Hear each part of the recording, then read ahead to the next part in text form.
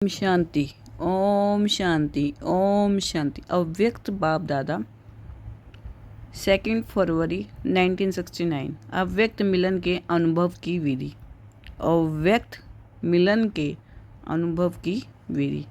प्रेम स्वरूप बच्चे, ज्ञान सहित प्रेम जो होता है वही यथार्थ प्रेम होता है।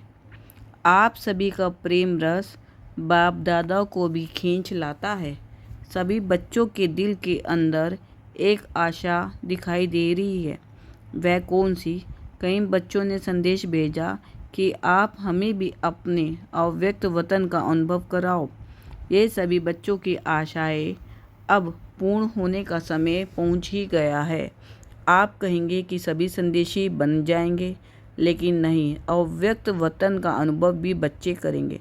लेकिन दिव्य बुद्धि के आधार पर जो अब अलौकिक अनुभव कर सकते हो, वह दिव्य दृष्टि द्वारा करने से भी बहुत लाभदायक, अलौकिक और अनोखा है। इसलिए जो भी बच्चे चाहते हैं कि अव्यक्त बाप से मुलाकात करें, वह कर सकते हैं। कैसे कर सकते हैं? इसका तरीका सिर्फ यही है कि अमृत वेले याद में बैठो और यही संकल्प रखो कि अब हम अव्यक्त बाप दादा से मुलाकात करें।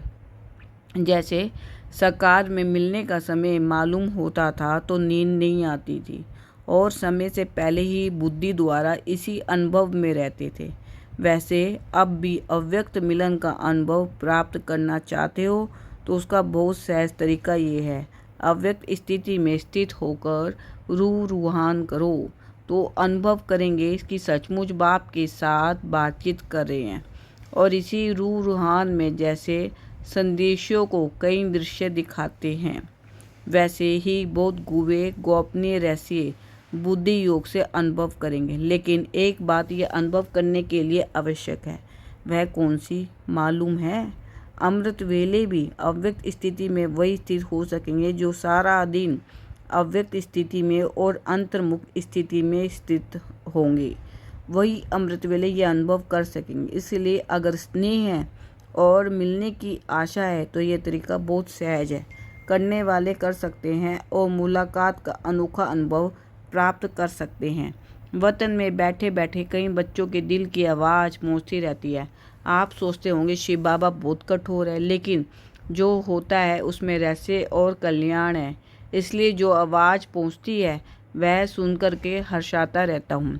क्या बाप दादा निर्मोही हैं? आप सभी बच्चे निर्मोही हो, निर्मोही बने हो तो बाप दादा निर्मोही और बच्चों में शुद्ध मोह, तो मिलन कैसे होगा?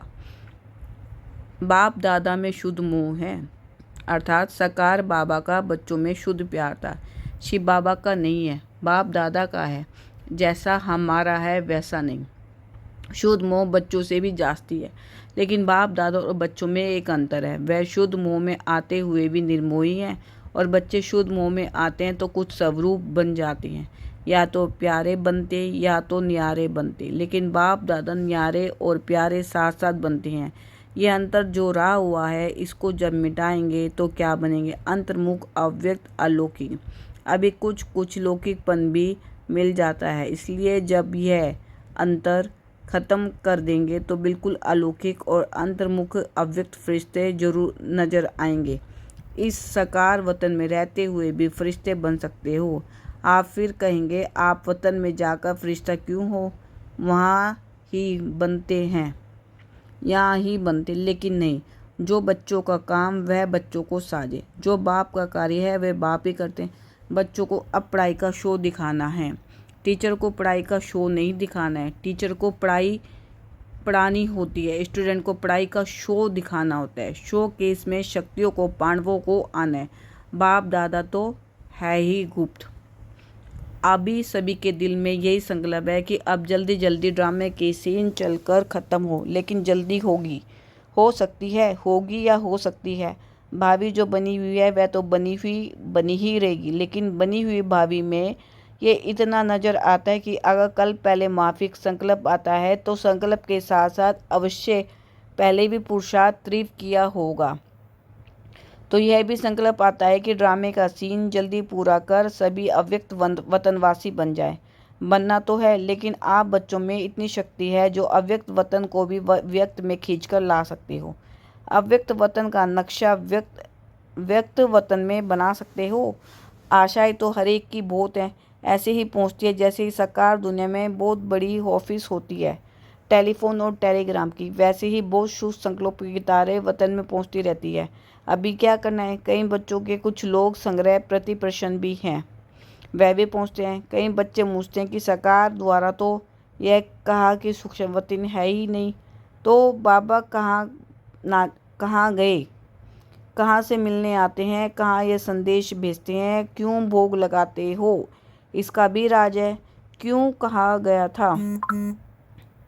इसका मूल कारण यही है कि जैसे आप लोगों ने देखा होगा कि कभी कभी छोटे बच्चे जब कोई चीज़ के पीछे लग जाते हैं तो वह चीज़ भले अच्छी भी होती है, लेकिन हद से ज़्यादा उस अच्छी चीज़ के पीछे पड़ जाते हैं तो बच्चों से क्या किया जाता है? वह चीज़ उनकी आंखों से छिपाकर ये कहा जाता है कि है ही नहीं। इसलिए ही कहा जाता है कि इसकी जो एक्स्ट्रा लगन लग गई है वह कुछ ठीक हो जाए। इसी रीति से वर्तमान समय कई बच्चे इन्हीं बातों में कुछ चटक गए थे, तो उनको छुड़ाने के लिए सरकार में कहते थे कि यह सूक्ष्म वतन है ही नहीं।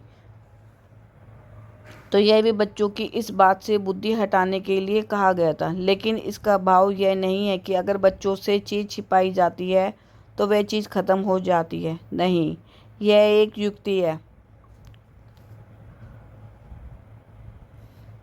चटकी हुई चीज़ से छुड़ाने की। तो यह भी युक्ति की अगर सूक्ष्म वतन नहीं तो भोग कहाँ लगाते हो? इस रस्म रिवाज को कायम क्यों रखा? कोई भी ऐसा कार्य होता है तो खुद भी संदेश क्यों पूछवाते थे? तो ऐसे नहीं कि सूक्ष्म वतन नहीं है, सूक्ष्म वतन है, लेकिन अब सूक्ष्म वतन में आने जाने के बजाय स्वयं ही सूक्ष्म वतन वासी बनना है। यही बाप दादा की बच्चों में आशा। आना जाना ज़्यादा नहीं होना चाहिए, यह यथार्थ है। कमाई किस में है? तो बाप बच्चों की कमाई को देखते हैं और कमाई के लायक बनाते हैं, इसलिए ये सभी रहस्य बोलते रहे। अभी समझा कि क्यों कहा था और क्या है? सूक्ष्म वतन के अव्यक्त अनुभव को अनुभव करो, सूक्ष्म स्थिति को अनुभव करो। आने जाने की आशा अल्पकाल की है। अल्पकाल के बजाय सदा अपने को सूक्ष्म वतन क्यों नहीं बनाते? और सूक्ष्म वतनवासी बनने से ही बहुत वंडरफुल अनुभव करेंगे।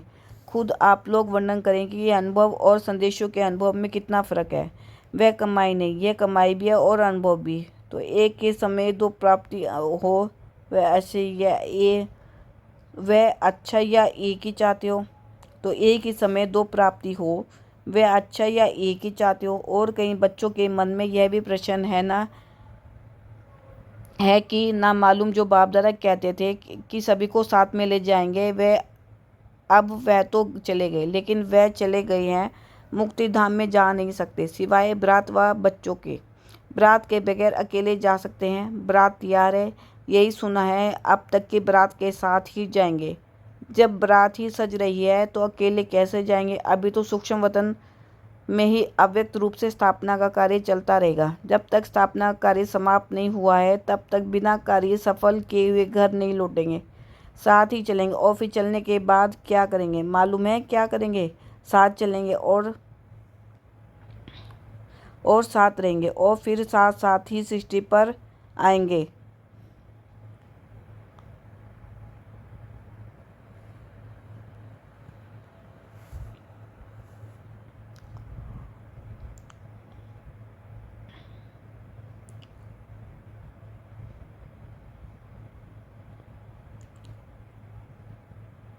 जब तक स्थापना कार्य समाप्त नहीं हुआ है तब तक बिना कार्य सफल किए हुए घर नहीं लौटेंगे। साथ ही चलेंगे और फिर चलने के बाद क्या करेंगे? मालूम है क्या करेंगे? साथ चलेंगे और साथ रहेंगे और फिर साथ साथ ही सृष्टि पर आएंगे। आप बच्चों का जो गीत है, कभी भी हाथ और साथ ना छूटे। तो बच्चों का भी वायदा है कि तो बाप का भी वायदा है। बाप अपने वायदे से बदल नहीं सकते। और भी कहीं कोई प्रश्न है? यूं तो समय प्रति समय जब अब सब स्पष्ट होता ही जाएगा। कईयों के मन में यह भी है ना कि ना मालूम हो जाना होगा ना कईयों के मन में यह भी है ना कि ना मालूम जन्म होगा व क्या होगा जन्म होगा। जैसे आपकी मम्मा का जन्म हुआ वैसे होगा। आप बच्चों का विवेक क्या कहता है? ड्रामा की भाभी को देख सकते हो, थोड़ा थोड़ा देख सकते हो। जब आप लोग सबको कहते हो कि हम त्रिकादर्शी बाप के बच्चे हैं, तो आने वाले काल को नहीं जानते हो? आपके मन में विवेक अनुसार क्या होना चाहिए? अव्यक्त स्थिति में स्थित होकर हाँ व ना कहें तो जवाब निकल आएगा। इस रीति से बाप दादा ने 2-4 से पूछा। बोध करके सभी का यही विचार था कि नहीं होगा। आज ही उत्तर चाहते हो कि या बाद में? हलचल तो नहीं मच रही है? यह भी एक खेल रचा हुआ है।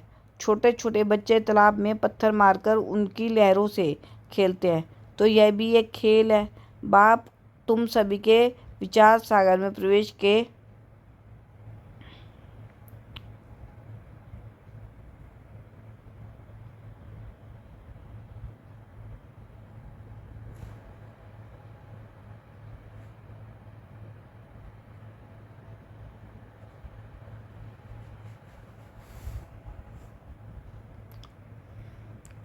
छोटे छोटे बच्चे तालाब में पत्थर मारकर उनकी लहरों से खेलते हैं, तो यह भी एक खेल है। बाप तुम सभी के विचार सागर में प्रश्नों के पत्थर फेंककर तुम्हारी बुद्धि रूपी सागर में लहर उत्पन्न कर रहे हैं। उन्हीं लहरों का खेल बाप दादा देख रहे हैं। अभी आप सबके साथ ही अचानक अव्यक्त रूप से स्थापना के कार्य में लगे रहेंगे। जब तक स्थापना का पाठ है तब तक अव्यक्त रूप से आप सभी के साथ ही है। समझ गए? वतन में मम्मा को भी मर्ज किया था। पता है क्या बात चली? जैसे सकार रूप में सकार वतन में मम्मा बोलती थी कि बाबा आप बैठे रहिए, हम सभी काम कर लेंगे। इसी ही रीति से वतन में भी यही कहा कि हम सभी कार्य स्थापना के जो करने हैं वह करेंगे। आप बच्चों के साथ ही बच्चों को बहलाते रहे। ऐसे ही सकार में कहती थी, वही वतन में रूह रूहान चली। आप सभी के मन में तो होगा ही कि हमारी मम्मा कहाँ गई। अभी ये राज इस समय स्पष्ट करने का नहीं है। कुछ समय के बाद सुनाएंगे कि वह कहाँ और क्या कर रही है। स्थापना के कार्य में भी मददगार है, लेकिन भिन्न नाम रूप से। अच्छा, अब तो टाइम हो गया है। आज वतन में दूर से ही सवेरे से खुशबू आ रही है। देख रहे थे कैसे स्नेह के बीज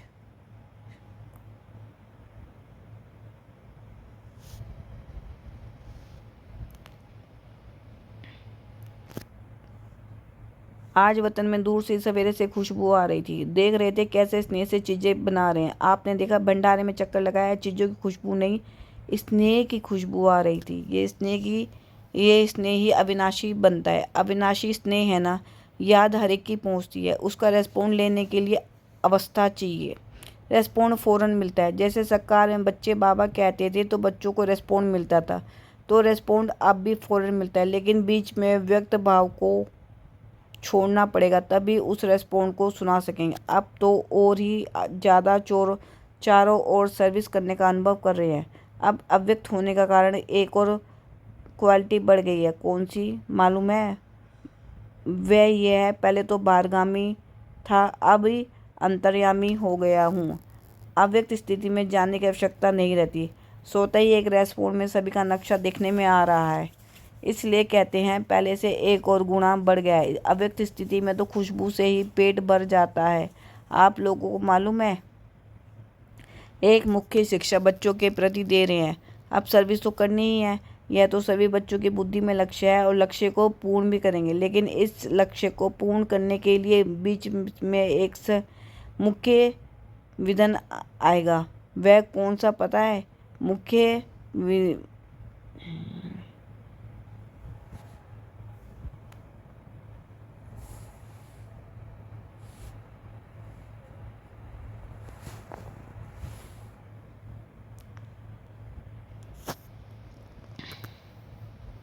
इसलिए कहते हैं कि पहले से एक और गुण बढ़ गया है। अव्यक्त स्थिति में तो खुशबू से पेट भर जाता है। आप लोगों को मालूम है, एक मुख्य शिक्षा बच्चों के प्रति दे रहे हैं। अब सर्विस तो करनी ही है। यह तो सभी बच्चों की बुद्धि में लक्ष्य है और लक्ष्य को पूर्ण भी करेंगे। लेकिन इस लक्ष्य को पूर्ण करने के लिए बीच में एक मुख्य विधन आएगा। वह कौन सा है पता है? मुख्य विधन सर्विस में बाधा डालने के लिए कौन सा आएगा? सभी के आगे नहीं, मेजोरिटी के आगे आएगा। वह कौन सा विधन है? पहले से ही बता देते हैं। सर्विस करते करते ये ध्यान रखना कि मैंने ये किया, मैं ही यह कर सकता हूँ। यह मैंपन आना, इसको ही कहा जाता है ज्ञान का अभिमान, बुद्धि का अभिमान। सर्विस का अभिमान, इन रूपों में आगे चलकर विधन आएंगे, लेकिन पहले से इस मुख्य विधन को आने नहीं देना। इसके लिए सदा एक शब्द याद रखना कि मैं निमित्त हूँ। निमित्त बनने से निराकारी, निरंकारी और नरमचित निरसंकल्प अवस्था में रह सकते हैं। अगर मैंने किया, मैं में आया, तो मालूम है क्या क्या हुआ।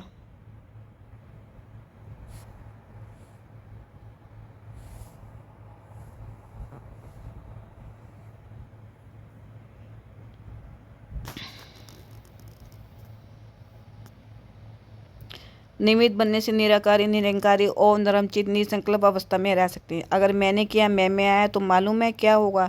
जैसे निमित्त बनने से निराकारी, निरंकारी, निसंकल्प स्थिति होती है, वैसे ही मैं में आने से मगरूरी, मुरझाइश, मायूसी आ जाएगी। उसकी फिर रिजल्ट क्या होगी? आखिरी अंत में उसके रिजल्ट यही होती है कि चलते चलते जीते हुए भी मर जाते। इसलिए इस मुख्य शिक्षा को हमेशा याद साथ रखना कि मैं निमित्त हूँ। निमित्त बनने से कोई भी अहंकार उत्पन्न नहीं होगा, नहीं तो अगर मैंपन आ गया तो मतभेद के चक्कर में आ जाएंगे। इसलिए इन अनेक व्यर्थ के चक्रों में बचने के लिए स्वदर्शन चक्र को याद रखना, क्योंकि जैसे जैसे महारथी बनेंगे वैसे ही माया भी महारथी रूप में आएगी। साकार रूप में अंत तक कर्म करके दिखाया। क्या कर्म करके दिखाया, याद है? क्या शिक्षा दी? यही कि निरंकारी और निर्माणचित होकर एक दो में प्रेम प्यार से चलना है। एक माताओं का संगठन बनाना। जैसे कुमारियों का ट्रेनिंग क्लास किया है, वैसे ही माताएं जो मददगार बन सकती है और है, उन्हों का मधुबन में संगठन रखना। कुमारियों के साथ माताओं का संगठन हो। संगठन के समय फिर प्यार संगठन के समय फिर आना होगा। स्नेह को देखते हैं तो ड्रामा याद आ जाता है। ड्रामा जब बीच में आता है तो साइलेंस हो जाते हैं। स्नेह में आए तो क्या हाल हो जाएगा, नदी बन जाएंगे। लेकिन नहीं, ड्रामा। जो कर्म हम करेंगे वह फिर सभी करेंगे, इसलिए साइलेंस। अगर सभी साथ होते तो जो अंतिम कर्मातीत अवस्था का अनुभव था वह ड्रामा परमाणु और होता, लेकिन था ही ऐसे, इसलिए थोड़े ही सामने थे। सामने होते भी जैसे सामने नहीं थे। स्नेह तो वतन में भी है और रहेगा, अविनाशी है ना। लेकिन जो सुनाया कि स्नेह को ड्रामा साइलेंस में ले जाता है और ये साइलेंस शक्ति को लाएगी, फिर वहाँ साकार में मिलन होगा। अभी अव्यक्त रूप में मिलते हैं, फिर साकार रूप में सतयुग में मिलेंगे। वह सीन तो याद आती है ना। खेलेंगे पाठशाला में, आएंगे मिलेंगे। आप नूरे रतन सतयुग की सीनरी वतन में देखते रहते हो। जो बाप देखते हैं वे बच्चे भी देखते रहते हैं और देखते जाएंगे। अब तो ज्वाला रूप होना है, आपका ही ज्वाला रूप का यादगार है। पता है ज्वाला देवी भी है, वह कौन सी है, वह कौन है? यह सभी शक्तियों को ज्वाला स्वरूप देवी मानना है। ऐसी ज्वाला प्रज्वलित करनी है जिस ज्वाला में ये कलयुगी संसार जलकर भस्म हो जाएगा। अच्छा, विदाई के समय सभी सेंटेंस के अव्यक्त में